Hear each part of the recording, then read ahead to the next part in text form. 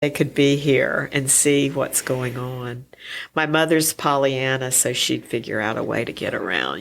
I mean, like, abortion's still a question. Yeah, yeah. And who... Can we just get one thing out? Nobody's pro-abortion, period. No. That's another myth. But I'm also not into telling somebody else what they should do. Right, but there are things that are just still hotly debated that we can't, like, we should be able to get past these things. I know, but race, for God's sakes, It's like when you look at England, which, my relatives came from England. Okay. When you look at that system, it was a system of a hierarchy where there was just one person, the king, was in charge. And in all of the systems that we have in this world, it's always built around control.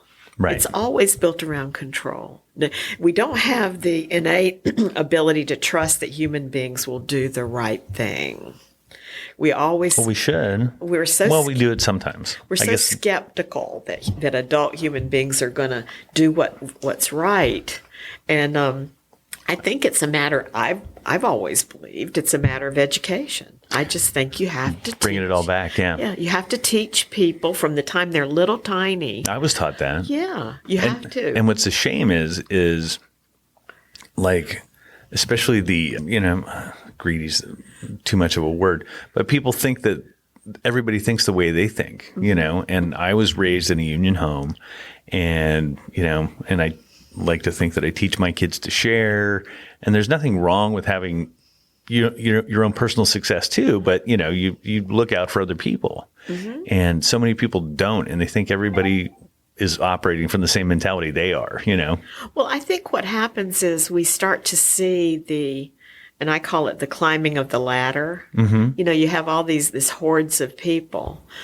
It was kind of like the Game of Thrones. The hordes of people, yes. Yeah, did you watch Game of Thrones? Yes. Oh, it was so good. And so it's kind of like that, where you have this group of people charging a ladder, and someone grabs and starts going up, and you see them going up. And at first you're like, oh, good that we're going up. And then you're like, wait, I'm not going up. They're going up. And it's that competitive nature that I think squelches. But life's not a zero-sum game. No, and that's what's unfortunate. A lot of people think it is, though. Yeah, they think that that's the way. In fact, you actually get more when you are more in tune with the group. Well, I mean, it's corny, but, the saying's like, we can do more together than any one of us can individually, And you wouldn't need that ladder. Right. Okay. That's the thing. And it's always, I tell my classes, I say, there is no ladder is what you're saying. Yeah. You don't want to analyze the Band-Aid. You want to analyze the wound. And that's what we as workers don't do. Right. Well, we're society, again, tells everybody to look at the Band-Aid, though. Yeah, yeah. And the Band-Aid is there because we've got the wound, and we need to be focused on that. And I always say to folks, imagine you're a doctor and you're looking at the working class as a patient, and you see that they're getting fired, they don't have security, they're losing their homes, they're getting ill by huge numbers, whereas the rich people aren't. And you say to yourself, what's wrong? If you're a doctor, analyze those symptoms that you're seeing there. And what is the problem? And the problem always comes back to the economic environment that we've structured around us. And then the question becomes, can we really change that economic structure? And that's the one that causes people to go bonkers. Right. And then you get something like Citizens United, which... Yep.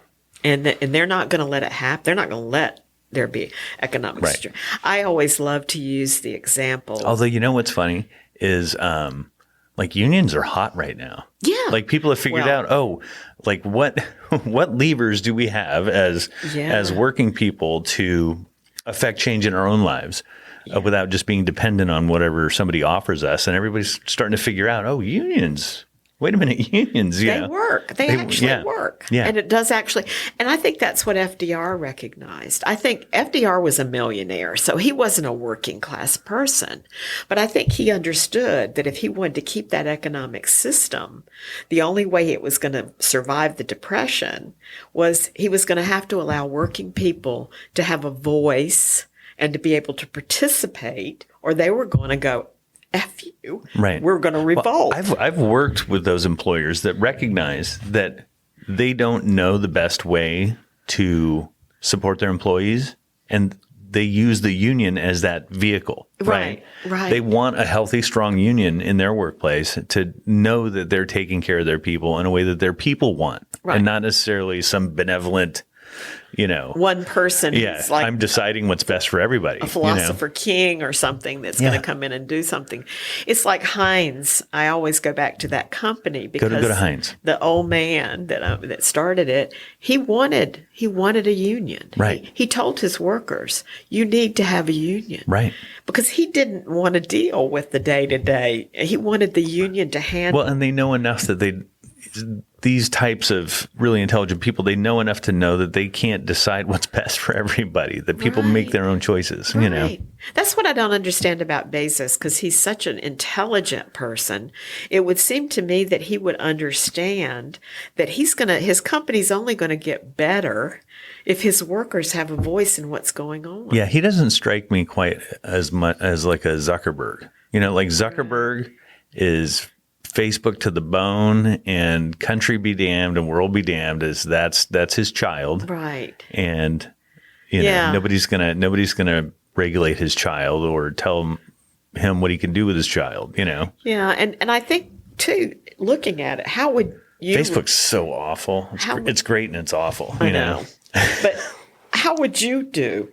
You have to ask yourself the question, how would you do if all of a sudden, not all of a sudden, but if you built this empire and it was like...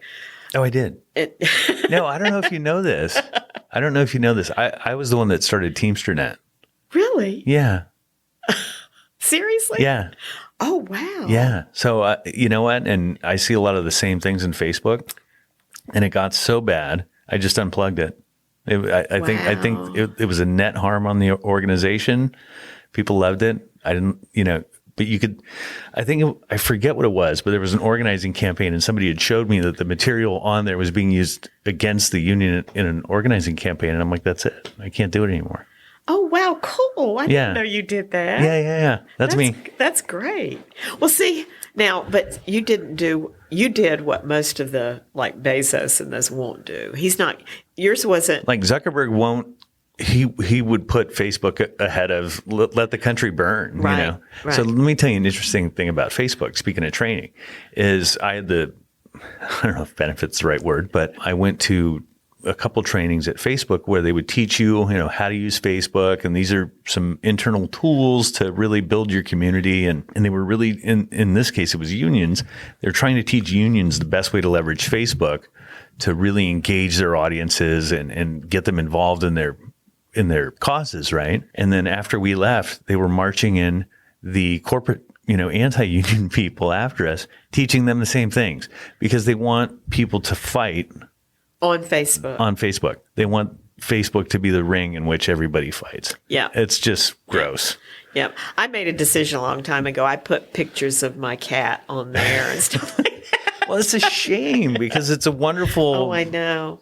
We could use it it would be such a great thing to use. But even when they did the Black Lives Matter at the Teamsters, and Mr. Hoffa had that page, and they got horrible comments. I know. And it's like, and we represent... We can be a little rednecky, the Teamsters, but that's okay. We're a big family, We're human, Yeah. We've got every kind of human being known to man in this organization. It's amazing. So, yeah, but that was disappointing to me that, our members couldn't see beyond their own personal biases. And I thought it was so odd. And to this day, I'm seeing... Let me sell you on a wild concept. This is crazy. But if you give rich people money, you get more money. How does that work? And people have bought that, I know. Give Bezos money and you'll have money. How does that work? I mean, but it worked. That's what they did it. Yeah, yeah. And it's really sad. We've been trying to untie that knot since Reagan. Yeah, and when you look at the organizing drive that was taking place in Amazon, that guy was a hero. I mean, he was amazing. But he was up against, it was like David and Goliath. I mean, he was up against a monster.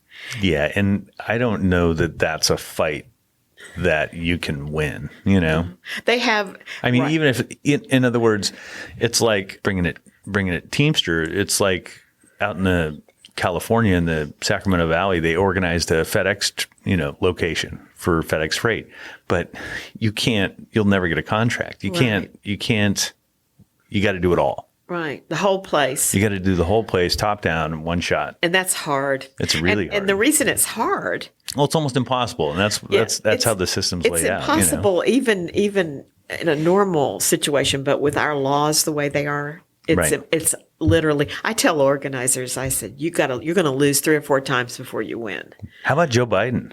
Yeah, well, the good news, news, he is the first president that has ever gotten online and talked about the importance of working people being in a union. It's amazing.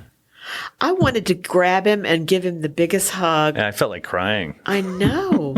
I watched Clinton. It's something we all know to be true, but nobody's, I watched Clinton never said the word union. Right. Even Obama, and Obama was an organizer, right? Community organizer, so he understood it. But it's fear because when you're a politician, you don't want to turn anybody alienate off. all your wealthy donors, whatever. See, the beauty of Biden is he doesn't care. Well, honestly, he's always been there. Yeah. Yeah, he has always been there. But he's at a point in his life where he's not dependent on those people anymore. Right. I think he realizes he's got one shot. It's like the Hamilton, the play. This is his shot. Yeah, he's swinging for the fence too. And you gotta, he's exceeded every expectation I've had. Me too. And the pension. Oh, yeah. Saving the pensions of those thousands and thousands of people. I mean, when that happened, I wanted to go out. You know what's funny is it's so quiet now. Yeah. Yeah. Nobody's arguing. It's so quiet over they've solved the pension problems and it's like, and what's sad is that energy I think is getting lost. It's like, hey. Well, I think to me the big issue now is going to be the wall, the border, and the essential workers and what they had to go through. Right. How about the labor shortage right now? It's great. Oh, yeah. Can I say that? I love it. I know. How about pay more? Yeah. Right? They're going to have to. It's simple. And United's reconfiguring all their airplanes because they know people are miserable in those damn things. So it's like they're doing all these great things. I just hope and pray the labor movement doesn't miss the mark. We need to take advantage of this right now. We can't. Well, kind of like Biden is. He knows that his majorities may not be there, so he's going to do everything he can. And I think we should do everything we can. Oh yeah, I was saying. So people are playing him off like he's old or senile, and I think that he's a product of Washington, right? Mm-hmm. And I think he's been sitting on all these things in his back pocket that for all these years, he's like, if I ever had the chance, I'm going to do this, I'm going to do that. And he credits his dad.